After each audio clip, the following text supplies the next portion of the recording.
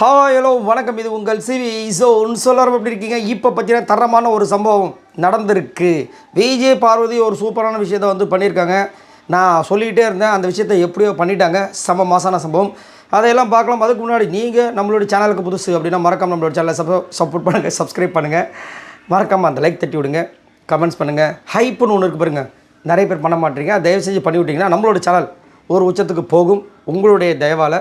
வாங்க அந்த வீடியோக்குள்ளே போகலாம். ஸோ விஜய் பார்வதியை பற்றி என்ன நினைக்கிறீங்கன்றதை மறக்காமல் கீழே கமெண்ட்ஸ் பண்ணுங்கள். ஸோ இப்போ விஜய் பார்வதி கமருதீன் கூட பேசுகிற விஷயங்கள் ரொம்ப கம்ஃபர்டபுளாக பேசுகிறாங்க, ரொம்ப சந்தோஷமாக இருக்குது. அது மட்டும் இல்லாமல் கமருதீன் எப்படியோ அரோரா கிட்டேருந்து வந்துட்டார்.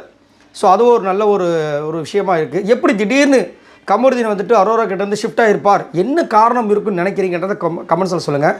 I want to know. எனக்கு தெரிஞ்ச இங்கிலீஷில் சொல்லிட்டேன். சரி, இப்போ வந்து பார்த்திங்கன்னா நைட் வந்துட்டு கமருதீன் கிட்ட விஜய் பார்வதி கிட்ட கமருதீன் நிறைய மனசு விட்டு பேசின விஷயங்கள் வந்துச்சு. அதில் ஒரு சூப்பரான அதிரடி முடிவாக விஜய் பார்வதி எடுத்த விஷயங்கள் தான் செம்மையாக இருக்குது.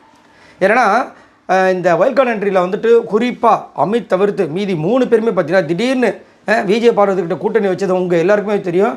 ஒரு சுயநலம் தான், சரிங்களா? பொதுநலம் கிடையாது. அதே மாதிரி வந்துட்டு விஜய் பார்வதி ரொம்ப நல்லவங்க வல்லவங்க, அந்த பொண்ணை நம்ம ஏமாற்றக்கூடாது, அப்படிலாம் இல்லை, ஏமாற்ற தான் வந்திருக்காங்க. இந்த பொண்ணும் வந்துட்டு வேறு வழியே இல்லை, வாட்டர் மினிஸ்டர் போயிட்டார். நம்ம கமருதீனும் நம்மளை வந்துட்டு கலாய்க்கிறாரு, இவர் அரோரா கூட சேர்ந்து. அப்படின் போது நம்ம என்ன பண்ணுறது? நம்மளுடைய எமோஷன்ஸை எங்கே போய் கொட்டுறது? திடீர்னு அமித் இப்போ தான் அதுவும் வந்துட்டு கொஞ்சம் ரீசெண்டாக வந்துட்டு அதிகப்படியாக பேசுகிறாரு. நடுவில் வந்துட்டு அவருமே பேசலை, அவருக்கு இவங்களுக்குமே ஒரு கான்ஃப்ளிக்ட் இருந்தது. அப்படின்ற போது நான் என்ன பண்ணுறதுன்னும் போது இவங்க வந்துட்டு நாங்கள் இருக்கோம், உங்களுக்கு என்ன பிரச்சனை சொல்லுங்கள், நாங்கள் இருக்கோம் அப்படின்னு வந்தாங்க. அதனால் அவங்க அப்படியே சேர்ந்தாங்க, ஒரு குரூப் ஃபார்ம் ஆச்சு. அதுக்கப்புறமா பார்த்தீங்கன்னா நாமினேஷன் டிஸ்கஷன் வந்துச்சு. அதிகப்படியாக வந்து அவங்களும் சொன்னாங்க, இவங்க மட்டுமே ரீசன் இல்லை, இவங்களும் ரீசன்.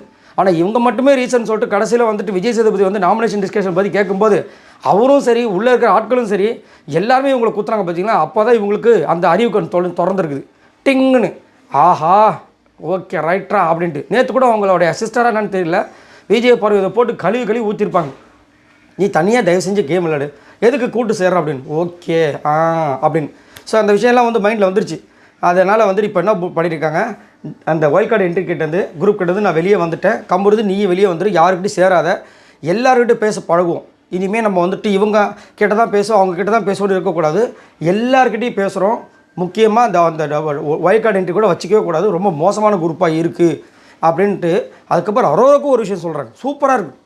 எனக்கு விஜய் பார்வதிக்கிட்ட இருக்கிற ஒரு பெரிய ஒரு விஷயமே என்னென்னா இதுதான். இப்போ அரோரா வந்துட்டு கமருதீன் கிட்ட பேசும்போது விஜய் பார்வதி பற்றி கழுவி ஊற்றுவாங்க. இம்மா போதுமா, நிறைய கழுவிட்டோமா, இருந்தாலும் பரவாயில்ல இன்னும் கழுவுறன்னு சொல்லிட்டு கழுவிட்டே இருப்பாங்க. ஆனால் விஜய் பார்வதி பார்த்தீங்கன்னா அவளுக்கு புரிய வை, இதுதான் மெச்சூரிட்டி. புரியுதுங்களா? அந்த மெச்சூரிட்டி இதுதான். விஜய் பார்வதி அதாவது அரோரா கிட்ட சொல்லி புரிய வை, இதுதான் மேட்ரு அப்படின்னு சொல்லிட்டு நீ தான் அதை வந்து புரிய வைக்கணும் அப்படின்ற மாதிரி தான் பேசுவாங்க. அதேமாதிரி நீ தான் ஸ்பேஸ் கொடுக்கணும், அந்த பொண்ணு விட்டுறாத, என்கிட்டே பேசு, அவன் ஒரு மோசமானவன், அவன் துஷார் கிட்ட பேசியிருக்கா, தெரியுமா உனக்கு, துஷார் கிஸ்ஸுத தெரியுமா உனக்கு, இப்படிலாம் பேசுனதே கிடையாது, சரிங்களா? அதே மாதிரி ஒரு விஷயம் கமருதீன் கிட்ட என்ன சொல்லியிருப்பாங்கன்னா, நான் அவளுக்காக அன்றைக்கி வந்து அழும்போது உட்காந்தேன், இல்லைன்னு சொல்ல, ஆனால் எனக்கு எம்பத்தி வரல, ஏன்னா எனக்கு அவளை பிடிக்காது, டைரெக்டாக சொன்னாங்க. இவர் அதை திரும்ப அங்கே போய் சொன்னால் அது பெரிய தப்பு இல்லையா? அதனால தான் பிரச்சனை இருந்துச்சு. அதனால தான் நேற்று ஒரு டீலும் போட்டிருப்பாங்க கமருதீன் கிட்ட, நான் பேசுகிறது என்னோட, அவள் பேசுகிறது அவளோட, இதை இங்கே இருக்கிறது அங்கேயும் அங்கே இருக்கிறது இங்கேயும் சொல்லாத சொன்னேன். ஓகே சாரி அப்படின்னு சொல்லிட்டு அவர் சொல்லியிருப்பேன். ஸோ இப்போ இந்த மாதிரி விஷயங்கள்லாம் வந்து பேசுகிறாங்க. அதுக்கப்புறம் கமருதீன் வந்துட்டு விஜய் பார்வதி ஒரு சில விஷயங்கள் ஷேர் பண்ணுறாரு. என்னென்னா அந்த வைல்ட் கார்டு என்ட்ரி பிரஜனை பற்றி, சாண்ட்ரா பற்றி, திவ்யா பற்றி வந்து பிரஜன் கிட்ட ஆல்ரெடி சொல்லிட்டே இருந்திருப்பார். திவ்யாவை தயவு செஞ்சு நம்பாதீங்க, நாங்களாம் உங்களை யூஸ் பண்ணுறாங்க, ஏமாத்துறாங்க, அதையும் வந்து சொல்லிட்டு இருக்காரு. இந்த மாதிரி நான் வந்து பிரஜன் கிட்ட பேசினேன், அதாவது உங்கள் லைஃப்பில் வந்துட்டு உங்களுக்கு யார் ஹெல்ப் பண்ணலன்னு நீங்கள் தான் சொன்னீங்க, உங்கள் லைஃப்பில் யாருமே ஹெல்ப் பண்ணல நீங்களே சொல்லிவிட்டு, இப்போ வந்து எப்படி வந்து அதாவது ரொம்ப டீப்பாக இருந்த ஃப்ரெண்டே உங்களுக்கு ஹெல்ப் பண்ணலன்னு சொல்லிவிட்டு, இப்போ வந்து இந்த பொண்ணை எப்படி நீங்கள் நம்புறீங்க? இந்த பொண்ணை ஆல்ரெடி எரிச்சலாக இது பண்ணுது. அந்த ஜெயிலுக்கு போகிறதுக்கு முன்னாடி அந்த பொண்ணால் தான் சாண்ட்ராவே வெளியே உட்காந்தாங்க, இல்லைன்னா அவங்க போயிருப்பாங்க. மாத்திரை கொடுத்தா மாத்திரை போட மாட்டாங்க, சரி கடைசியில் பாலை கொடுத்தா பாலை குடிக்க மாட்டாங்க. அதில் வேறு வந்துட்டு கொடுமை என்னென்னா, நம்ம விஜய் சேதுபதி சொன்னார் பார்த்தீங்களா, தலைவரையில் ஐஸ்கிரீம் சாப்பிட்ருக்காங்க. எவ்வளவு பாருங்கள், என்னென்ன அட்டகாசம் பாருங்கள் சார் இந்த பொண்ணு பண்ணுற வேலை அப்படின்ற மாதிரி. எப்படி இதை நம்புறாங்கன்றது தெரியல அப்படின்ற மாதிரி சொன்னார். சாண்ட்ரா பற்றி ஒரு விஷயத்த சொல்கிறார். என்ன சொல்கிறாருன்னா, சாண்ட்ரா வந்துட்டு அந்த கடந்து வந்த பாதையில் வந்து உங்களுடைய கதையை சொல்லுங்கன்னு சொன்னதுக்கு அவங்க சொல்லியிருப்பாங்க, இல்லை நான் சொன்னால் வந்துட்டு அதை வச்சு நீங்கள் கேம் ஆடுறதுக்கும் பார்ப்பீங்கன்ற மாதிரி சொன்னதை வந்துட்டு அவருக்கு ஹர்ட் ஆகி போல இருக்குது. இன்னும் இவங்க எல்லாத்தையுமே வந்து அதை வச்சு கேம் ஆகிடுவாங்க, அதை வச்சு கேம் ஆடுவாங்கன்னு சொல்கிறாங்களே, அப்போ இவங்க எப்படி இந்த பிக் பாஸ் வீட்டில் வந்து சர்வே பண்ணுவாங்க, எப்படி இவங்க வந்து ஓப்பனாக விளையாடுவாங்கன்னு தெரியல. அதே மாதிரி அவர் போகிறாரு, ஓகே இது வந்து ஒரு கேமு, எப்படியும் ஒரு நாள் போய் தான் ஆகணும், அதை அக்செப்ட் பண்ண முடியாது, அவ்வளோ கத்துறாங்க அப்படின்னு சொல்லிட்டு நேற்று பிரஜன்கிட்ட சொல்லியிருப்பாரு. அதை வந்து விஜய் பார்வதினு சொல்கிறாரு. அடுத்து பார்த்தீங்கன்னா அமித்தை பற்றி விஜய் பார்வதி ரொம்ப அழகான ஒரு வார்த்தையை சொல்கிறாங்க. இது வந்துட்டு நம்ம இவருக்கு வந்துட்டு ரொம்ப அப்படியே ஒரு சந்தோஷமாக இருக்கும். அப்பா இப்போ தான்ப்பா கிளியர் ஆச்சு அப்படின்னு. யாரை பற்றினா அமித்தை பற்றி. ஏன்னா நேற்று வந்துட்டு அரோரா கிட்ட ஒரு விஷயத்த சொல்லி புரிய வைக்கிறதுக்கு ட்ரை பண்ணியிருப்பாருன்னா, நீயும் நானும் சேர்ந்து போ, அதுதான் ஞாபகத்துக்கு. நானும் வந்துட்டு சேர்ந்து நம்ம விஜய் பார்வதி எத்தனை வாட்டி நம்ம கலாச்சிருக்கோம், அப்படியே நெருக்கமாக இருக்கிற மாதிரி, டான்ஸ் ஆடுற மாதிரி. அந்த பொண்ணு கண்டிப்பாக வந்து பொசசிவ் வந்திருக்கும். ஏன் அப்படி தோணுது எனக்கு அப்படின்னா, நான் வந்துட்டு அன்றைக்கி அமித் தோளில் வந்துட்டு விஜய் பார்வதி சாஞ்சி இருக்கும்போது எனக்கு வந்து அந்த பொசசிவ்னஸ் தெரிஞ்சுது. நான் பக்கத்தில் இருக்கிற வந்துட்டு வினோத்தை வந்து கேட்குறேன், மச்சான் உனக்கு ஏதாவது தெரியுதுன்னு. எனக்கு ஒன்றுமே தெரியலையே, எனக்கு இன்னும் அமித்தும் பார்வதி உட்காந்துருக்க மாதிரி தெரியுதுன்னு இருக்காரு. ஓ அப்போ நம்ம கணக்கு தான் பொசசிவ்னு தெரியுதா, அப்போ நம்மளுக்குள்ள காதல் இருக்கா, ஓ அப்படின்ற மாதிரி அன்றைக்கி தான் நான் வந்து என் மனசுக்குள்ளே இருக்க அந்த காதலை உணர்ந்தேன் அப்படின்ற மாதிரி இவர் நினைக்கிறார்.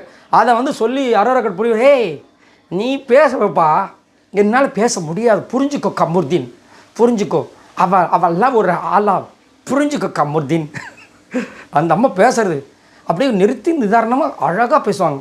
கமுர்தீன் புரிஞ்சுக்கோ, எனக்கு ஒன்றுமே புரிய மாட்டுது, நீ அவகிட்ட தான் போகணுன்னா போய்க்கோ, என்னை விட்டு. அதில் வேறு நைட்டு சொல்கிறாங்க, இவங்க வந்து ஒரு புரோகிதர் மாதிரி, நீ அவளை கல்யாணம் பண்ணிக்கணுன்னா பண்ணிக்கோ, அது உன்னோட இஷ்டம், அது அவருக்கு தெரியாதா, இது நீங்கள் சொல்லி தான் தெரியணுமா. என்ன ஒரு வில்லத்தனம். இவன் விட்டால் வந்து இவங்களும் கூண்டு போய் கல்யாணம் பண்ணி வச்சுருவாங்க போல. அவங்களுக்கு மைண்டுக்குள்ளே வந்துட்டு ஒரு சின்ன ஒரு டவுட்டு, சரி இன்னும் பழகி பார்ப்போம், அதுக்கப்புறமா கல்யாணம் பண்ண இருந்தால் கூட இவங்களே வந்து அவங்களுக்கு அவ்வளோ டென்ஷன் ஆகுது.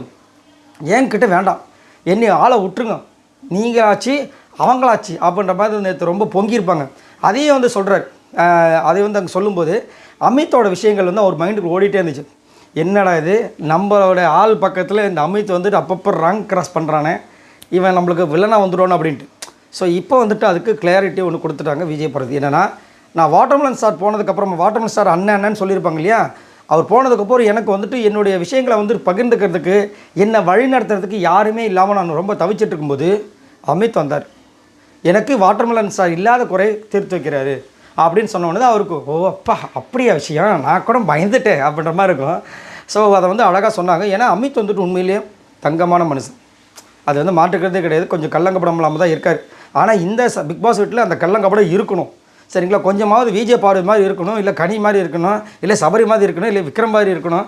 எதுவுமே இல்லாமல் தான் எப்படி உங்களை குத்தி வெளியே அனுப்பிச்சிடுவாங்க சார் அப்படின்னா இருந்துச்சு. அதே மாதிரி அவங்க நிறைய விஷயங்களை வந்து சொல்லி நம்ம விஜய் பார்வதி மோல்டிங் பண்ணிட்டே இருக்காரு. அதை வந்து அவங்க சொன்னோன்னே, நீ ஒன்றும் இது பண்ணிக்காத, உனக்கு தான் வந்துட்டு இப்போ யாருமே இல்லைன்ற மாதிரி இருக்குது, கவலைப்படாத, நீ தான் அதை வந்து இது பண்ணணும், உனக்கு ஏதாவது விஷயம்னா என்கிட்ட சொல்லுன்ற மாதிரிலாம் பேசி இந்த கான்வர்சேஷனை முடிக்கிறாங்க. ஸோ நல்ல ஒரு முடிவாக இருக்குது. எப்படியோ வந்துட்டு வைல்ட் கார்டு கண்டஸ்டன்ஸ் கிட்டேருந்து, அதாவது திவ்யா, சாண்ட்ரா, பிரஜன் கிட்டேருந்து விலை வந்து உண்மையிலேயே சூப்பரான விஷயம். ஏன்னா இந்த 3 பேர் இவங்கள வச்சு பிழைக்கிறாங்க, இதுதான் உண்மை. விஜய் பார்வதியை வச்சு பிழைக்கிறாங்க. அதே மாதிரி வெளியில் என்ன சொல்லிட்டு வந்திருக்காங்க பார்த்தீங்களா, விஜய் பார்வதியை உள்ளே வச்சு செய்யணும்னு சொல்லிட்டு வந்திருக்காங்க. அதை வந்து அவங்களுடைய அந்த வெல்விஷர் சொல்லும்போது தெரியுது. ஆனால் உள்ளே வந்தோடனே ஃபஸ்ட்டு அப்படி தான் இருந்தாங்க. அதுவும் நீ என் முன்னாடி என் புருஷனை வந்து நீ ஐ லவ் யூன்னு சொல்லலை அப்படின்ற மாதிரிலாம் பேசி எவ்வளோ பெரிய கான்ட்ரஸ் இருந்துச்சு. பிரஜனை வந்து இப்படிலாம் வந்து கும்பு ஸ்டில் காமிச்சார். அடுத்து ஒரு 2 நாள் ஷிஃப்ட் ஆகிட்டு விஜய் பார்வதி சூப்பர்ப்பா அப்படின்னு சொன்னால் எவ்வளோ சூப்பரில். சரி, இதை பற்றி மறக்காமல் கீழே கமெண்ட்ஸ் பண்ணுங்கள். இதுக்கப்புறம் விஜய் பார்வதி கேம் எப்படி இருக்குன்னு நினைக்கிறீங்க?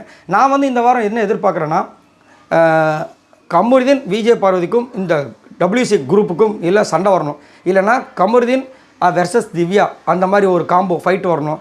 இல்லை, ஏன்னா கமருதீன் வந்து திவ்யா வந்து நிறைய இடங்களில் அட்டாக் பண்ணுற விஷயங்கள் எக்கச்சக்கமாக வந்துகிட்டே இருக்குது. திவ்யாவுமே அதை சொல்லி புலம்புற விஷயங்கள் நேற்று நீங்கள் பார்த்துருப்பீங்க. பார்க்கலாம் என்ன நடக்குதுன்னு. நீங்கள் உங்களோட கருத்துக்களை சொல்லுங்கள்.